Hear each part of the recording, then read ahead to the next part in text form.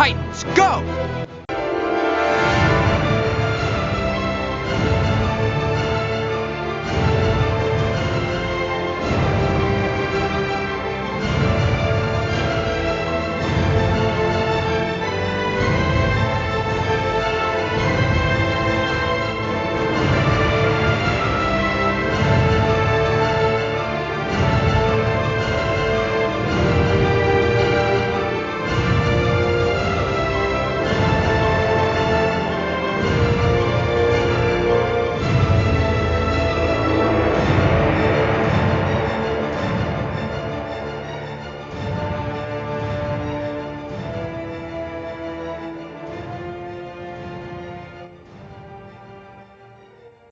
Hello again, everyone.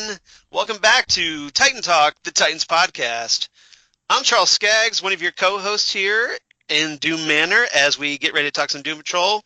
And I'm here with my other co-host, the ever-incredible, ever-blue in his bright royal blue t-shirt, Jesse Jackson. Hello. So I'm ready to talk Flex Patrol.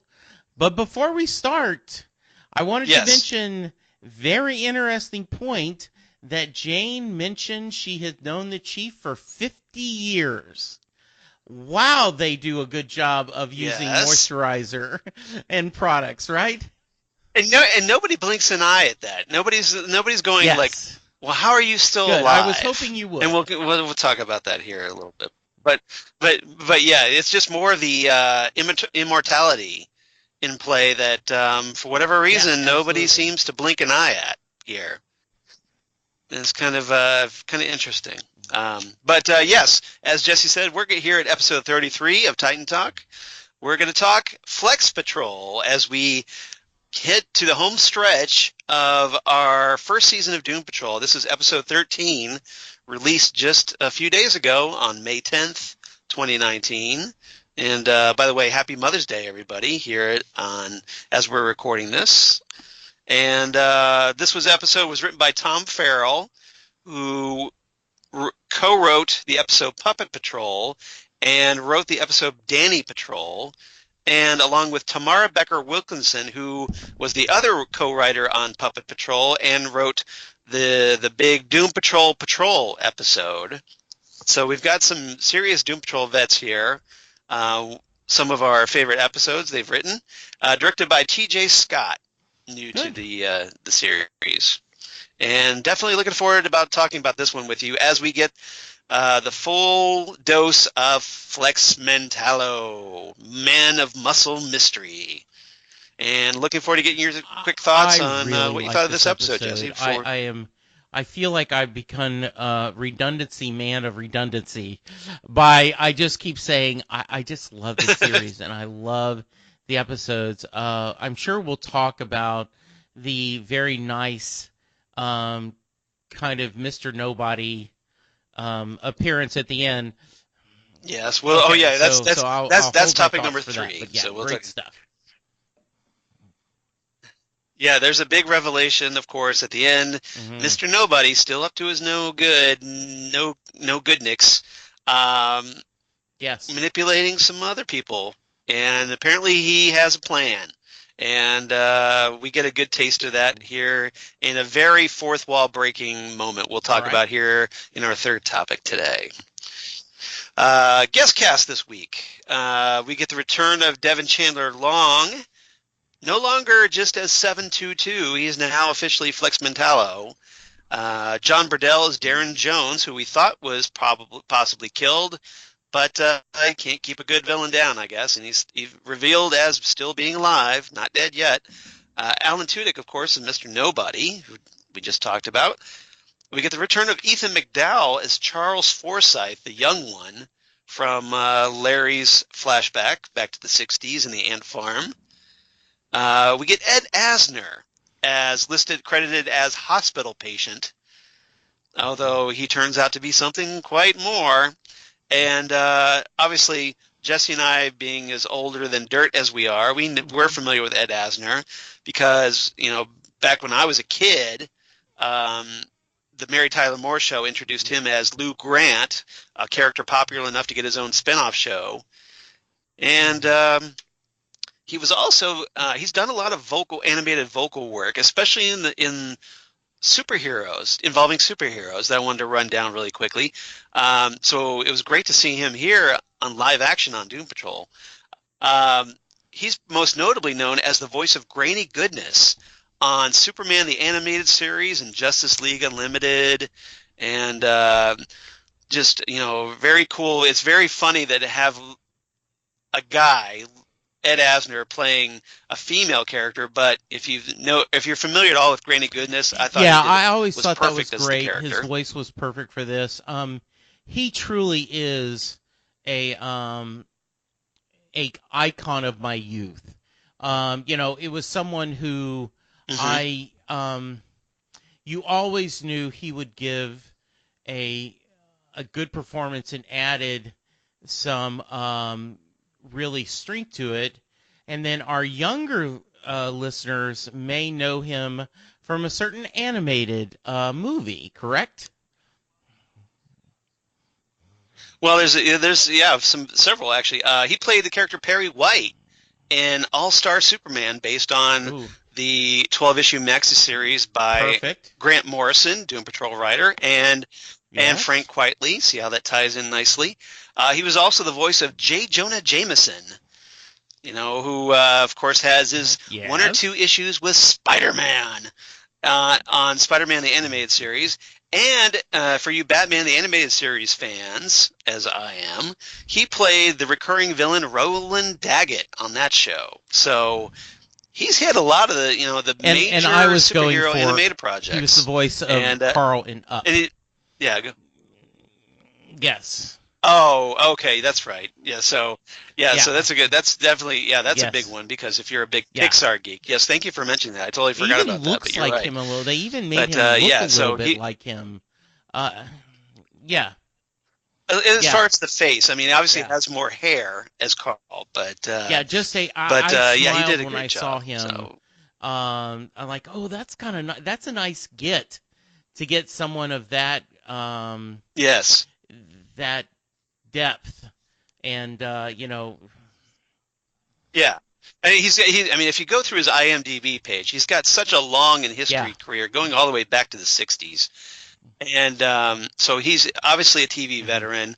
He's done a lot of things. Obviously, we could spend all day just talking about all the stuff Ed Asner's done. I'm a big Aaron Sorkin fan, and he had a really great part in Studio 60 on the Sunset Strip, one of the Aaron Sorkin shows that was a one and done, but I, of course, being a Sorkin fan, loved it, and he played a great guy for that. So absolutely, it is. I'm scrolling down, there is so many, and we're not. I know, I said, we could be here all day talking about Ed Asner's career, but this is not not a bad spin-off. Or Asner we'll talk. Put that on our list. This is of things.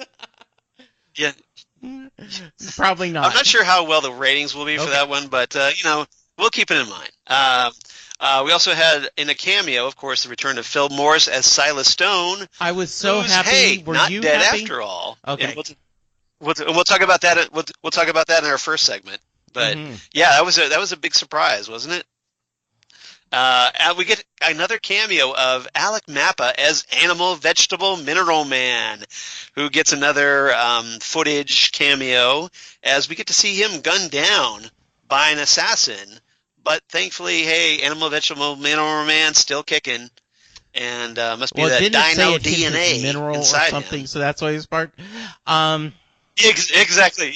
Yeah, that's right. It did hit his mineral parts. When he first showed up, I talked about how hilarious he was on Entourage, and I cannot believe how much mileage, just a little. I mean, it's a little touch of seasoning that they've added him through this thing. So they've really got a lot of mileage out of a weird character. Well, if you notice, we kind of get an update on what's going on with him and his court case and everything every few episodes. And it's kind of this weird little it's been subplot, and it's kind of funny just to kind of check in with him because he's such a goofball character. I kind of hope though I want to see him run into the Doom Patrol one more time. So maybe in season 2 that would be great. All right. Thankfully, still not dead, though. We get Haley Strode as the young Dolores. And I wanted to mention her. She's been in some interesting episodes of things. She's been on an episode of iZombie. Nice. And she's been on Castle. And if you remember the show, The Astronaut Wives Club, she was also in an episode of that. So just thought I'd mention her. And then we get the return of Susan Williams as the old Dolores, who sadly meets her end in this episode, much to Flex's horror, as it turns out. And I'll talk about that here a little bit more in a minute. So very cool cast. I did want to run down some quick trivia before we get into our main topics, because there were a few nods to the comics in this episode. Just real quick, won't take very long.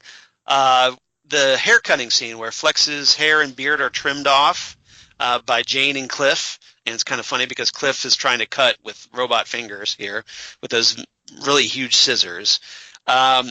In the comics, that scene took place in Doom Patrol Volume 2, number 39.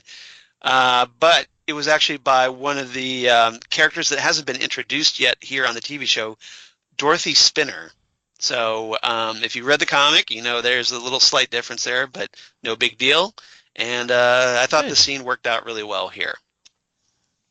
Also, in Doom Patrol Volume 2, number 42, just a few issues later, we get Flex Mentallo's origin story. And what we find out there is, and it is kind of addressed here on the TV series, is that Flex was captured while he was investigating and infiltrating the Pentagon. Now, if you remember me telling you that the ant farm is located deep within the bowels of the Pentagon. So he basically ends up in an ant farm, and he gets captured by the Men from Nowhere, who, if you recall, those were the original characters that have been kind of replaced here on the TV show by the Bureau of Normalcy.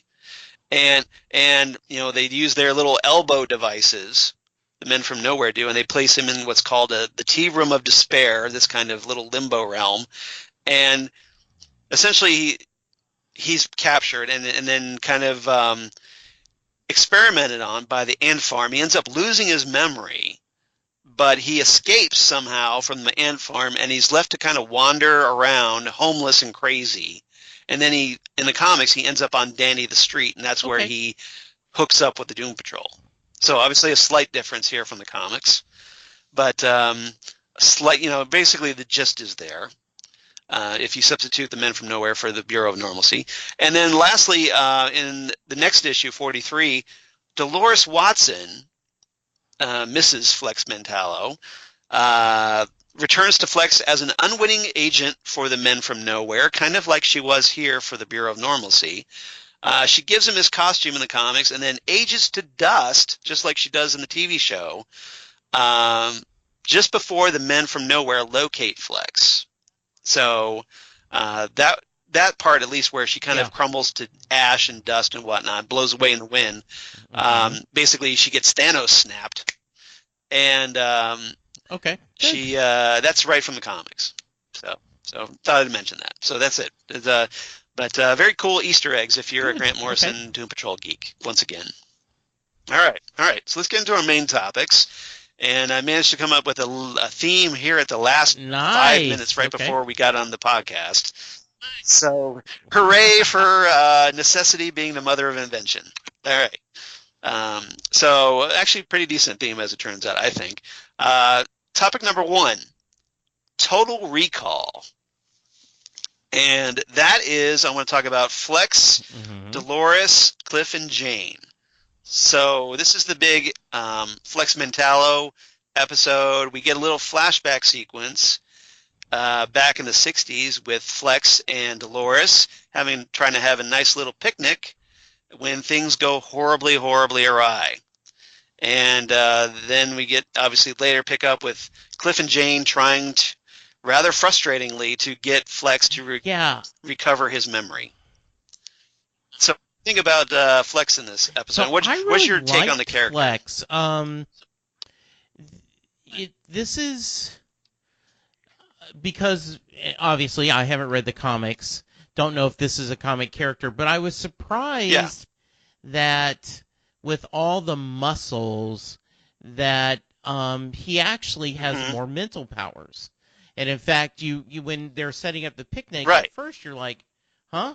And then you very quickly see that even though he's flexing and showing his muscles, he truly just has wonderful, telekinesis and moving things. And yes. Yeah, it is kind of well, exactly. I mean, that's probably the Mentallo part, mental part of his name. But yeah, it's Flex's powers are really weird, just kind of like they are in the comics. Basically, he can just pose and flex or whatnot, and then just strange things happen. I loved it. I somehow. He's like they're getting ready for the picnic, and he's like materializing like plates of food and milk, glasses of milk, and a little of tulip, and just by posing, these things just pop out of nowhere like magic. He was funny both before he lost his memory and after he lost his memory as well, but really charming. Right. When he remembered, and very much a hero when he's talking to the negative man, the negative spirit, talking about him and trying to do spirit, very loyal. Calls him Sparky. Okay, yeah. So and we'll talk about that in our second segment. I want to talk about Larry. Cool, very in love with Dolores. A really. Yep. It is. It's a very tragic romance they actually have. And the whole idea of him. Look, if you guys would take one of just a couple of these cords away, I would have the strength to do what I needed to do. Yeah. So I liked to him get out of here and free us. Yes. I thought the scenes after he had been kind of beaten down, as prisoner 722 or 723, where all he cares about is his stories. I had not heard the word stories in a long time. That's what my my my grandmother and that was mom kind of a throwback. Called that. To have them watch that, and there was buzz about Cliff getting a Daytime Emmy nomination. That was very funny. That was pretty funny. Please. Yeah, that was it. Let's talk about that for a minute, because it's so like, all right, so after kind of trying to like basically punch out the TV as a way to shock and anger Flex into getting his memory back, which doesn't work. So Cliff has destroyed yet another television in Doom Manor. They go to the chief's study, who apparently has a TV there. And so they're sitting around watching TV in there, and they're watching Secret Hearts, and they're watching old episodes somehow, because they're watching the episode where Cliff had mentioned this, earlier in the episode, where he's like, he was actually asked to be on there as race car driver Cliff Steele. And of course, does a horrible acting job. He is just horrible on the television. It's this really forced plot where like there's a kid and he's in a hospital room and he's dying or whatever, and it's his last wish to meet his hero, race car driver Cliff Steele. And so Cliff comes in, "Hi, Billy, I'm race car driver Cliff Steele." Who obviously you'd never introduce yourself like that. And it's just in Cliff's just horrible acting, and he's telling everybody, "Well, I was under consideration for an Emmy it's such a send up of the legend of Babe Ruth, right? Going to visit the kid in the hospital, and then can you hit one more home run for me? That And Jane comes in, and she's just appalled by this. I don't know if Larry is exaggerating. Larry, hey, you're pretty good. Well, there was rumor about it being a Daytime Emmy, so that was just there was just nothing. It was just hilarious. It was very funny. And it was a great moment. Brendan Fraser is just, I mean, He's got such great comedic timing. I know somebody else is in the suit, right? Another actor. Yeah. But Riley Shanahan. So wonderful. Yeah, and just such great as the acting. Voice. Yes, it's just wonderful. Yeah. Yeah, it's great. So Flex, getting back to when back in the '60s, Flex is they're trying to have this picnic with Dolores. This kid calls out for help, and Flex obviously is this very throwback retro hero. He's the good guy, and he is basically what he appears on the package. He's just like, very, I don't want to say gung ho, but just very classic superhero. And like in the Superman mode, and obviously we know we've talked about this, that he was a parody of the Charles Atlas character in the comic books back in the day. Is the whole Christopher Reeves, the original Superman, which I say has never been knocked off the King of the Hill and Charles's listings. Nope. And I've yet to see a superhero movie that does. Dark Knight got close, but there's just something about Superman the movie that just hits every note that it needs to. In my mind, we may have to discuss that, because I agree with you. But I think it would be in our Titan Talk DC universe. Yeah. Well, this is why that might be a good discussion to have. But anyway, that. But he's actually rescuing a cat out of a tree, just like Christopher Reeve does in Superman the movie. Yeah, and it's kind of funny because the way he uses his powers is, he flexes and poses, and then the tree branch lowers by itself so that he could just walk over there, pick up the kitten out of the tree, and flexes again, and the branch goes right back up by itself. And he hands over the cat, and then things go completely Grant Morrison, because although this actually didn't happen in the comics, but it's very Grant Morrison-esque. The cat's eyes start glowing, and then the cat's mouth opens, and it's this beam of light that shoots out, and you're just like, what the F? And essentially pulls Flex inside, kind of like the donkey from Donkey Patrol. That kind of just pulls him inside, and presumably, kind of like the whole Bureau of Normalcy does with their little elbow devices. And then he ends up, of course, in the ant farm.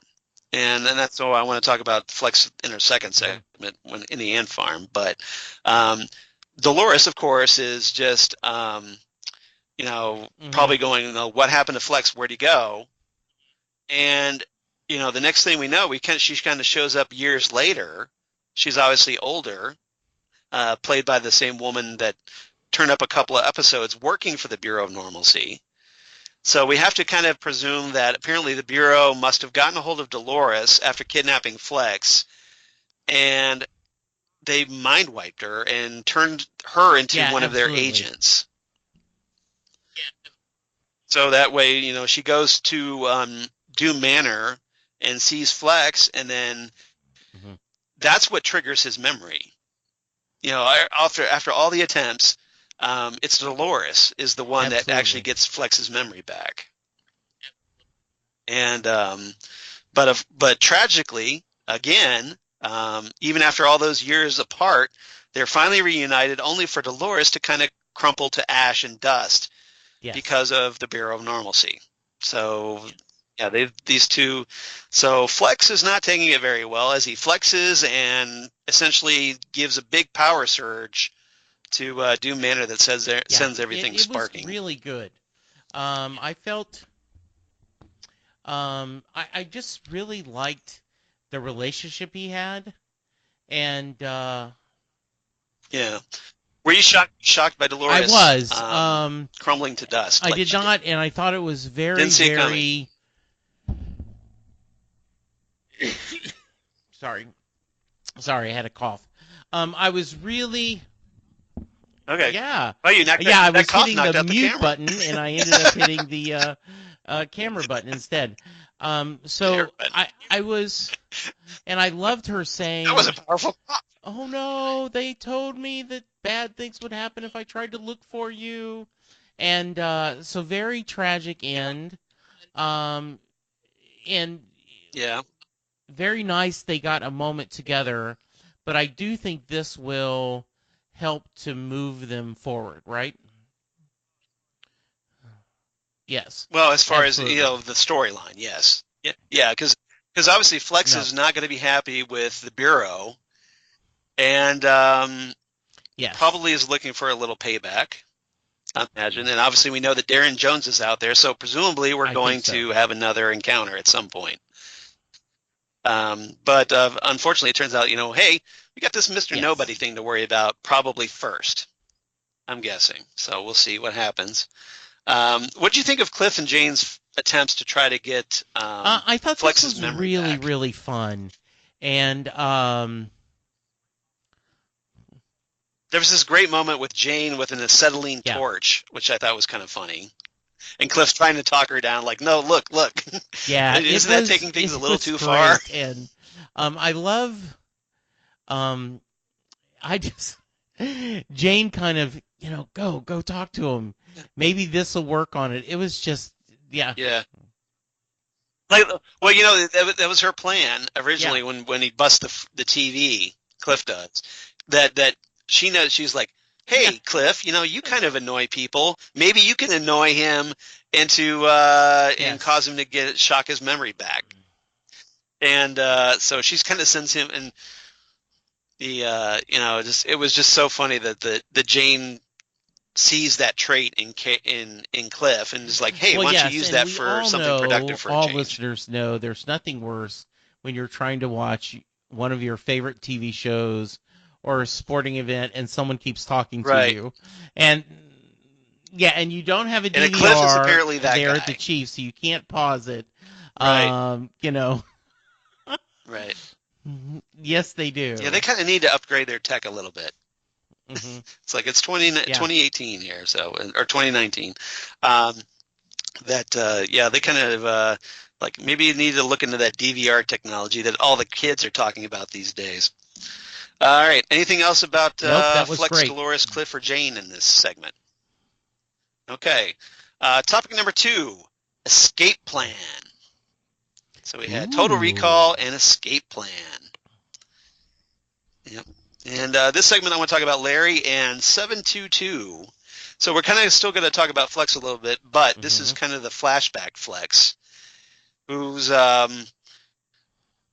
if you notice in this segment, the roles are kind of reversed from when Vic was with Flex as 722, because in the, in the modern day, uh, Flex had been there forever and a day, trapped in the ant farm. Didn't want to leave. Didn't was comfortable where he was. He told Vic that, Right. look, there's no point in escaping. And if you notice here, it's reversed. That Flex is the new person, and Larry's been there for a while, and Larry is afraid to leave and tells Flex that there's no point in escaping.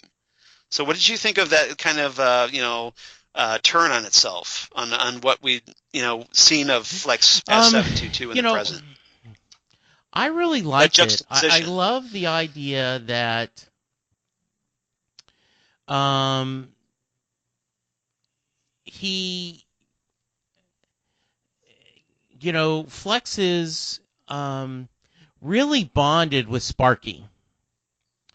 And Yes, yeah. and that's what and So I that's what Flex really calls liked the negative that, spirit, Sparky. and um and the interactions, and I love the fact that for some reason Flex, I assume because of his mental powers, can understand Right. the negative spirit. And I like the idea that, right, Which is kind of and, funny because Larry can't. yeah, Like, they're not able to talk directly, but Flex can just hear him and clear as a they're bell. establishing, Kind of like how yeah, Flex can talk to the Grid or hear Grid. they're establishing that um, Larry's like, you're free. You can go, but I think he's dying because he doesn't have the negative spirit. Just like, though, in the flashback, they said the negative spirit is going to die if it's not with Larry. So I don't know if this is I don't know if that's because of the difference in time, or ultimately if Larry died with the negative spirit, Sparky died. I think that's so. The feeling I got was this is a symbiotic relationship now, and they need each other. Yes, yeah, right. Because they kind of established in the '60s flashback that one of the lab techs tells young Forsythe that, hey, look, it's been 5 hours and they're showing signs of dying by being separated. So apparently there is at least a time limit, and they're establishing about a 5-hour time limit. And originally in the '60s comics, it was like only 60 seconds. But here they're establishing like if Larry and the spirit are apart for like more than 5 hours, Larry starts to die. His organs start collapsing or whatnot. And so essentially, like you said, it's a symbiotic relationship. The spirit is keeping Larry alive, which probably explains why he's at least immortal. And has been around since the '60s with no signs of increased age. And then in the present, Larry, he had made that choice to, like he was willing to let the negative spirit be free. And going, like, look, I know I've kept you, you've been stuck here, but now you have this chance to go home to your dimension or whatnot. And the spirit starts to leave in this really powerful scene, and then is kind of like hovering above Doom Manor, and then stops, and then thinks about it, and then chooses to go back inside and go inside Larry once again and heal him. Because Larry's obviously not doing very well. He's coughing. The bandages have blood. Yeah. He seems like he's exactly. Yeah. So obviously there's it's becoming very dire, and but the negative spirit chose to go back to Larry. It could have survived on its own. Larry would have died, but the negative spirit apparently made a choice to that he wanted Larry to live. And was willing to kind of continue that symbiosis. Yeah, I liked it a lot. I was really touched by it. What did you think of that moment? Because obviously at the beginning of the season they were so antagonistic toward one another, and now they actually have this. I like that they have kind of found each other. My small nitpicking, and I know that's just what people do, but I don't understand why Larry always has the coat on. I don't know, but he just always. I wish a little chilly. Yeah, maybe it just looks cool. I like the fact that Rita changes clothes, and by the way, she was the Bureau of Normalcy kind talk about Rita. Yeah, shirt she made a dress out of jumpsuit. She made that. She looked awesome. Yeah, well. Yeah, it's kind of a credit to April Bowlby that she can make even like a jump work suit. Yeah. Look good, I guess. But yeah, so this is again more development for Larry, and it seems like they've kind of come to terms here. So it's been a really good character a little arc. bit. Well, I'll wait for it when we talk about Mr. Nobody. Okay. Yeah. We'll talk about it because. All right. So, anything else about Larry and 722? Nope. Okay. Third topic, final topic, True Lies. So we had Total Recall, Escape Plan, and True Lies. Can you guess the theme? It's pretty obvious, I think. It's not the tumor. Yeah. Very nice. It's not the tumor. One of the original strongmen. Yeah, Arnold Schwarzenegger movies. Yes, and that was obviously it's kind of a double meaning theme this week because Arnold Schwarzenegger, actor, was obviously known for his bodybuilding.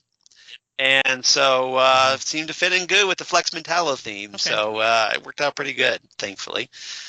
Not at all. So not bad for pulling it together at the last minute. But yeah, and for those wondering, Escape Plan is this really obscure Schwarzenegger movie from 2013 that starred him and Sylvester Stallone. Yes. As they try to get out of this prison.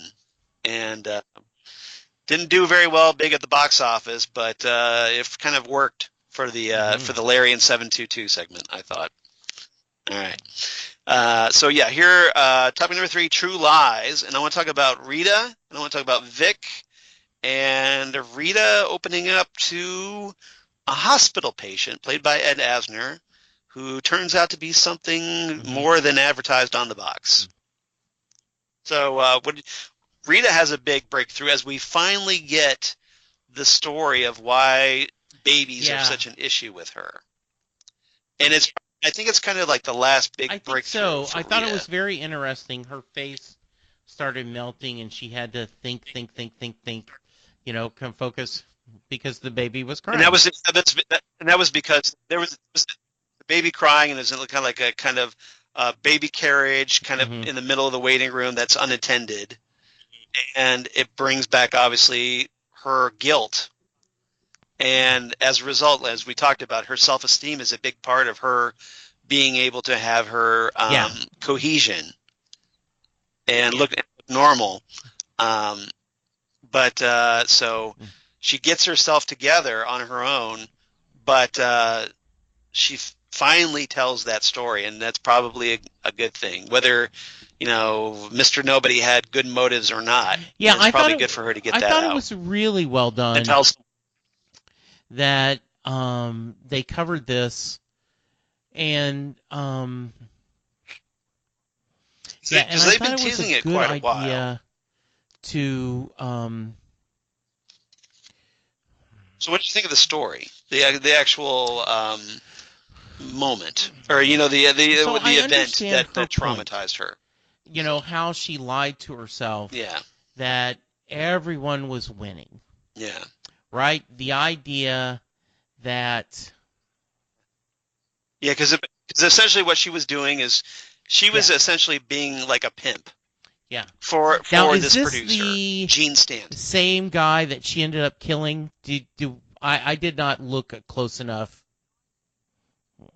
I didn't make that connection, but I don't think so. Okay. I don't think so. I think that's another guy. But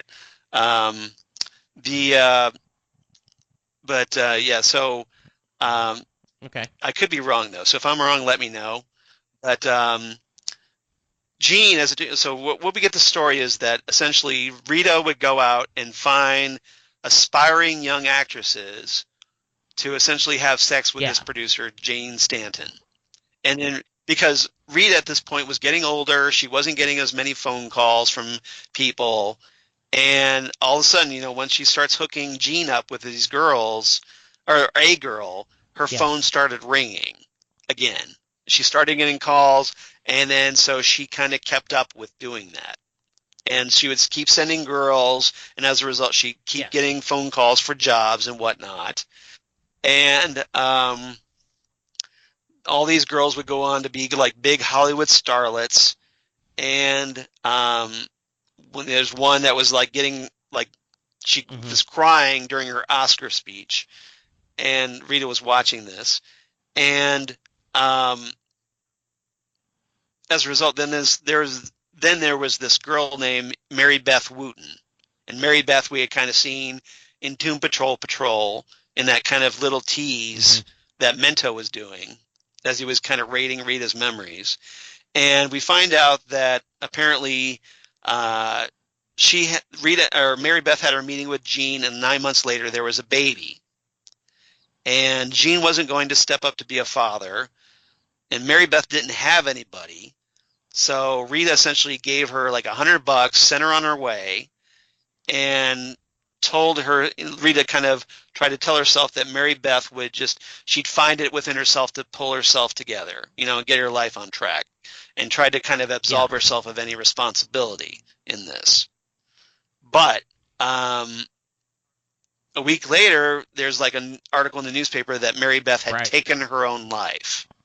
So essentially, Mary Beth was so distraught, she just decided to end it all. And there was no mention of the baby. And she actually considered taking advantage of the baby, but wanted to take care of the baby. But then her phone rang, and it just so happened this was the one that got her this big role in this big budget epic, Forbidden Congo. And if you remember, we talked about this.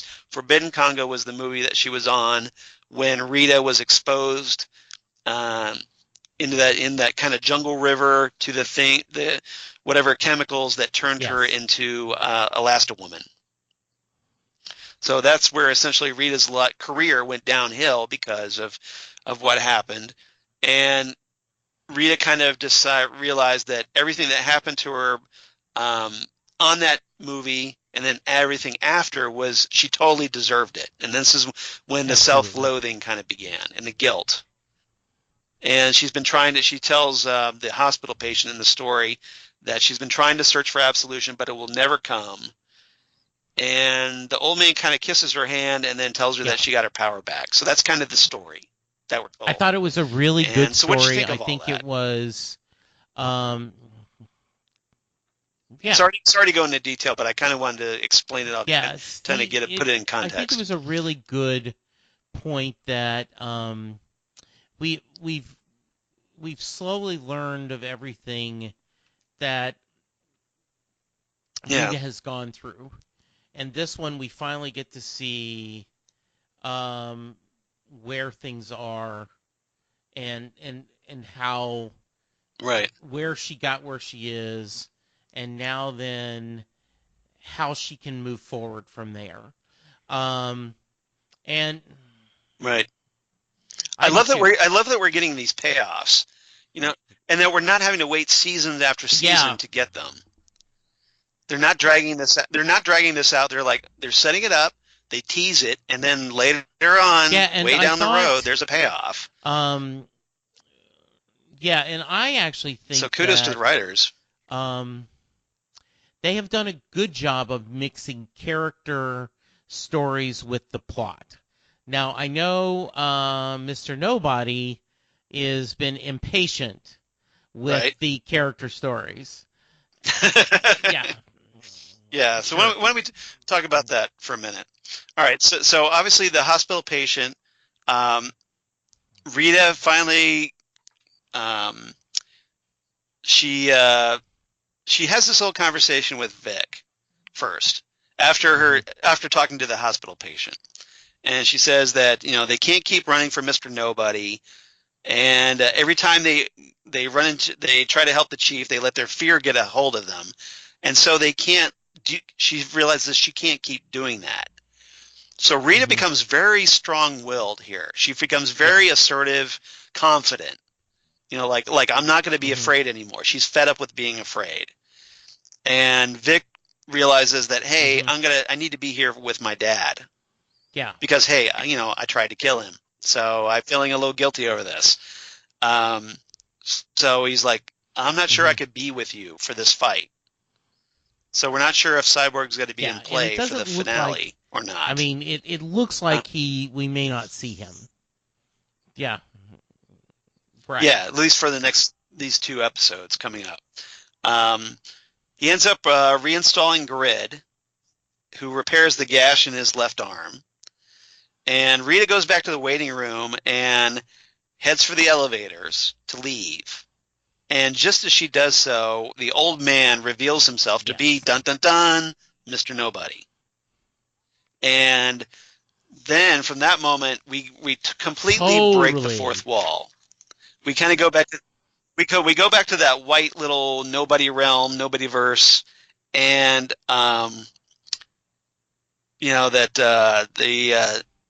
Mr. Nobody closes an iPad, and he's like mimicking the closing theme to the show, which I thought was kind of funny. As after the final scene, and then we see him. He's all decked out in Doom Patrol gear. He's got like a Doom Patrol or DC hat. He's got a Doom Patrol shirt, and he's even got a Doom Patrol throw blanket. And I want both of those, by the way. So Yes. why isn't DC Universe selling this stuff? Why? They should be, because I would totally buy it. And he goes over to this big promotional poster for the TV show, Mm-hmm. and he sets that on fire. And then he's going like, hey, the Doom Patrol is finally a Right. superhero team I can use. Yeah, I love that where he What did you think of that moment? Okay, this is okay, this is how we're going to do. This is what we're going to as he said, now then I get a real superhero show. Enough of this character junk. Yes. And yeah, he's like tired of all this emo stuff, and he's going like, now we can give everybody what they've been wanting to see from the start, a superhero show. I haven't been wanting a superhero show. I've been wanting this show. So yeah, I'm very happy with it. I'll take absolutely some superheroes episodes. Yes. But so apparently Mr. Nobody's whole big plan is, for whatever reason, we still don't know, he's been wanting the Doom Patrol to kind of work through their issues. And all this manipulation he's been doing is to do that. And he's trying to make them a better superhero team. I think you're right. If I get the gist of it. So the question is, why? Why do you think he wants a superhero team? Is it just that, like he says, talking about like, hey, I've been wanting this big showdown and I need a superhero team worthy enough to try to take me down? Like he's building these guys up knowing that they're not going to defeat him, but he wants at least them to be more of a threat than they are at this point. He's just not normally a or is it for something else that he thinks they need to face? Yeah. Yeah, we're going to have to see. I think we need a little bit more information, but at least from what we're told, it seems more like he's wants them to be more of a threat, because maybe he finds it more entertaining that way. Episodes, yes. To go, yes. So we got 2 more to go, and we'll find out more of, obviously, hopefully, what happens. But the question is, is he doing this for him to kind of feed his own ego, or is he doing this because there's a bigger threat that probably won't turn up until season 2? I don't think he's getting them together for a good reason. Yeah, I think this is something to do. Okay. Or just that maybe knocking them, like he wants to build them on this big pedestal as big mighty superheroes, so that he could just knock them down harder, and make them fall farther. Yeah. Just because he gets off on that. Like, hey, I built you up, and now I can tear you down. I'm looking forward to it. Yeah. So, but very cool. And Rita tells the others that, hey, she knows where Niles is. So I'm kind of curious about, like, how do you know this? But she seems very confident about it, and she's like, oh, I'm ready to fight back. And she gets the team motivated to do it for Niles. And I'm thinking maybe she thinks of because of the tracker. Maybe that's how. Because there's that whole thing, like, well, if we find the Beard Hunter, we can find Niles. I so hope the Beard Hunter doesn't come back. So maybe, I know, but I don't want him to. Me probably will. The weakest episode of the season. So we'll see. All right. Well, it was, but I just don't think it was as bad as you thought it. But we talked about that. So, and then when we had Grumpy Jesse, I trust the writers. Grumpy. If he comes back, there'll be a good payoff. Yeah. Yes, they have. They've been pretty good with their payoff so far. I think they've earned the benefit of the doubt. All right. All right. I was going to. Anything else about this episode before we move on? I do not have any quotes, favorite but I'm sure any favorite you quotes do. of the episode? There were quite a few. I'm kind of surprised. Yeah, I do. I have quite a few. First off, the scene between Larry, Cliff, and Jane, where Larry's going, this because of after getting back from the ant farm, and they just go like, "Oh, what a mess," Larry says, and Cliff goes, "No, guys, we actually did something right. We went to rescue Vic, and we mother humping did it up top. He's looking for a high five. Jane, of course, leaves him hanging. She tells Cliff, he nearly beat his father to death. And Cliff goes, and that's terrible. Really, really effing terrible. I don't think it should tar our accomplishment, though. We saved a superhero. Woo! Us, the F-ups. I think we deserve a small pat in the back for that. And he gives himself a little pat in the back. And we found Flex Mentallo. He's some kind of clue to finding Niles, right? So it's not one, but two things we nailed. He was very happy as his scrap or crap. Yeah. And that was a great moment because that scrap sticker was still on his forehead, and he's because of his fingers he can't pull it off himself. So he's like, Jane, little help, and she basically just rips off the S part, so it just says very funny, which I thought was funny, and even Flex gets a little chuckle out of it. I thought. Another segment was young Forsythe and Larry when Larry's gets put in that big clunky suit, and Forsythe goes, "How do you like your suit, Captain Trainer? Comfortable?" And Larry goes, "It weighs a ton and smells like a chemical fire. But on the bright side, there's plenty of room to flail around while you electrocute me." So Larry being a little cheeky because of his being tortured. Another scene was Flex and Cliff, where just after Flex had gotten shaved and got his shave and haircut, 2 bits, Flex goes, "I look incredible, kind of like that hunk on the cereal box." And Cliff goes, "If he'd been stabbed in the face repeatedly." And that was a great reference because he's got all these little Japanese flag, toilet paper squares all over his face where his beard, has been cut shaving. So that's pretty funny. The soap opera, Secret Hearts, actually had a really good quote I want to mention. It was between Chief Kincaid and Dr. Winslow, where it was very quaint, very faint in the background, but if you listen to it, it's Chief Kincaid goes, "And I don't care that you ran off and married that Japanese sex robot. I never stopped loving you." And Dr. Winslow goes, "Kincaid, please." And Kincaid goes, "The Takumi 3000 will never love you the way that I love very you." Nice. Which cracked me up so hard. I just loved it. I just laughed so hard at that. Yes, Takumi 3000 sex. Hooray. That was good.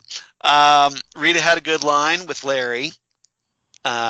She goes, "Larry, I adore you, and I'm glad that you're all right, but if you get blood on that carpet, I'll kill you." Yes. That was a funny line. And then, of course, Mr. Nobody's big rant at the end, where Mr. Nobody goes, "A superhero team I can actually get behind. A superhero team I can actually use. Took you emo navel gazers long enough to work through your BS. After 13, whoops, that's better. After 13 pointless meandering episodes of character-driven schlock, we can finally get to the show that everyone wanted to see in the first place. A superhero show. Right versus wrong. Good versus evil. Hero versus villain. That's me. You bozos want the chief? Come and get him." So calling out the Doom Patrol without them really realizing it. So I'm not sure how effective that is, but, hey. But a great little rant. And Alan Tudyk is just always a scene stealer as Mr. Nobody. So I give All right, so what's your rating for this one? I was tempted to give it 10 out of 10, but I'm kind of holding off. So I'm giving it 9 out of 10 nurses' wall murals. I thought those scenes of the 6 nurses was absolutely beautiful. Yeah. Yeah. I liked it a lot. Really? And I was hoping there would be something, there would be a payoff on that, but it was just beautiful. Yeah. Yep. I give this one a 9 out of 10 as well. We're totally in sync. I give it 9 out of 10 leopard skin briefs in honor of Flex Mentallo, since this is his big episode. So not really a fan of them myself, but hey, I respect it. Respect his game. If you got his build, you can wear pretty much anything you want, I guess. All right. I do have some Tell It to Titan Talk news this week. We don't have any Titan Tower news, but we do have some feedback from Holly from Wisconsin. So I'm guessing all the big Titans and Doom Patrol news is being saved up for San Diego Comic-Con. Mm-hmm. So, which is only a couple months away. So we'll stay tuned. So hopefully we'll get some more news here shortly. But Holly writes in, says, "Hello, Charles and Jesse. Another great episode. Getting to learn more about Flex was good. He almost had me going when he said that the chief had a twin brother and then realized that it was a well-used plot device in soap operas." It was. That was a good story when he's telling a story about the evil Nick, the Niles' evil twin brother. Sparky is concerned about Larry as well, as he should near the end of the episode. Cliff should stick to his day job and not become a soap opera actor. But he was nominated considered for a daytime Emmy. Rita asks, "Rita, what do you have planned, and where do you think Niles is?" She asks. "Wonder what Mr. Nobody has up his sleeve with the way the episode ends with him." I'll wrap it up here. Holly from Wisconsin. So, Holly, always once again great to hear from you. Glad to see you're continuing watching the show and enjoying it as much as we are.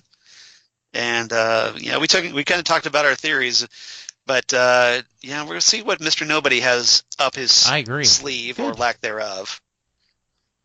Yeah, but very cool. So if you want to be like Holly, and please write to us at titantalkcast@gmail.com. We'd love to know what you've been thinking about Doom Patrol. Hopefully you've been enjoying as much as we have. Or any thoughts on what's coming up in Titan Season 2 you're looking forward to. We'd love to hear that. Or, the second half of Young Justice Outsiders. Like to hear that because we're going to be talking about that eventually. And or just drop us a line. Say, hey, let you know what you think of our podcast. We're always in the mood to hear what people think and what we should be doing, what we're doing great. Whatever floats your boat. Tell Jesse how awesome he is, because he's always awesome. Keeps the ship running straight. He is the bus driver. Yes, he is. I try. Yeah. Organization is my superpower, apparently. So that's talking not so much, but I'm the organization guy. All right. But other than that, reach out to us also on Facebook at Titan Talk, the Titans Podcast, or on Twitter at Titan Talkcast. We can obviously use more likes and follows there, and would definitely appreciate that. So if you're so inclined, please do. Well, and Jesse, how can they find you? Can be reached. You can hear Charles and I talk about Doctor Who on a regular basis right now. He is doing most of the heavy lifting. But about once a month, I join him and we talk some episodes. The other 3 weeks of the month, he has a revolving guest cast of companions, and they're all being fantastic. So Next Stop Everywhere, you should check that. I am down to the last Please do. 2, maybe 3 episodes of a Small Council Matters, the Game of Thrones podcast that I'm part of. We are spending much time discussing these final episodes, and so I would love for you to check me out there.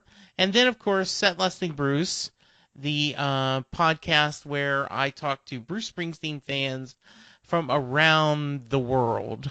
And we are also doing a series of Springsteen Thoughts of the Day, where we take an episode, take a Springsteen lyric, and share what it means to us. And I'm still looking at Charles Skaggs to do. You need to send me the details of what exactly you're looking for from. All right, very nice. Email me and I will hook you up. And Charles, when you are not keeping us on path and having wonderful quotes from the episode, carrying my part of the heavy couch, what else can we hear you? Exactly, yeah. Yeah, you're just kind of skimming along here, aren't you? All right. That's all right. You're entitled. You can reach me, of course, at Charles Skaggs on Twitter and at Charles Skaggs on Instagram. Would definitely appreciate that. Facebook, at Charles Skaggs in Hilliard, Ohio. Or my blog of geeky things. Damn good coffee and hot. Damn good coffee and hot, where I talk about all the stuff we talk about here on Titan Talk, including Titans and Doom Patrol news, any casting news, whatever comes down the pike. Also, news of my other podcasts that I do for Southgate Media, including the aforementioned Next Stop Everywhere, the Doctor Who podcast, which I hear is a fantastic podcast, and also Ghostwood, the Twin Peaks podcast they do with Zan Sprouse, wife of comic book artist Chris Sprouse. We talk about all things Twin Peaks, David Lynch, and we'll be talking a little bit this week as we just had the passing of Peggy Lipton, who played, of course, Norma Jennings on Twin Peaks, but also was known from the TV show The Mod Squad, and is the mother of Rashida Jones, because she used to be married to Quincy Jones, producer. So we'll be talking a little about that on the podcast. Yes. That news broke last night, so obviously Zan and I will be a bit distraught because Absolutely. Norma was a great character on the show. But other than that, I noticed that, Jesse, your schedule's going to be lightening up a little bit here, because we're going to be wrapping up Doom Patrol in a couple of weeks, and Game of Thrones wraps in a couple of weeks. I may. What are you going to do with all that free time? Able to do more Doctor Who. So there we go. Oh, Absolutely. There you go. That's good. Yeah, we need it. We That's right. We won't have any comic book shows to talk about. So if you're so inclined, I have some thoughts about that. Okay. If you're in the mood to talk something at some point. So Okay, I have a backup plan. If you're looking for a good forum to talk about comic book shows. All right. Yeah, but, one of just the keeping things that I don't have time for, but I think would be fun, is to do a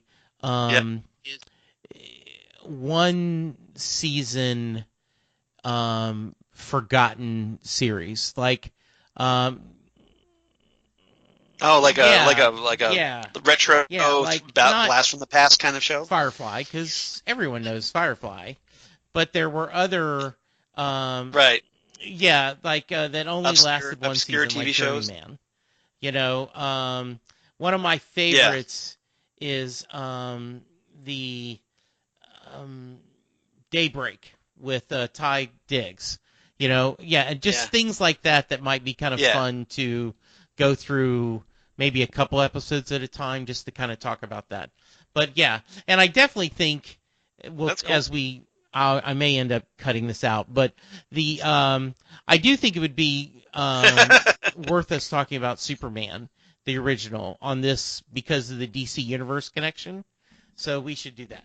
So, and then I want to hear about your thoughts too. All right. But anyway, as we continue. All right.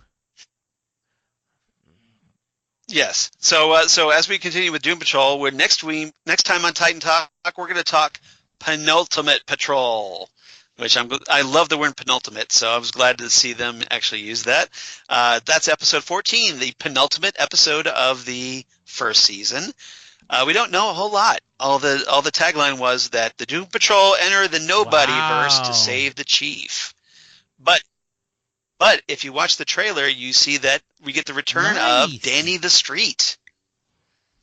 So Danny's back next week, guys. So that should be good. Danny the Street would be a very cool anthology series. That you could do. Yeah. Every week you focus on a person from the street. Okay. Yep, get their story. All right. There we go. There's spin-off potential there, I guess. All right.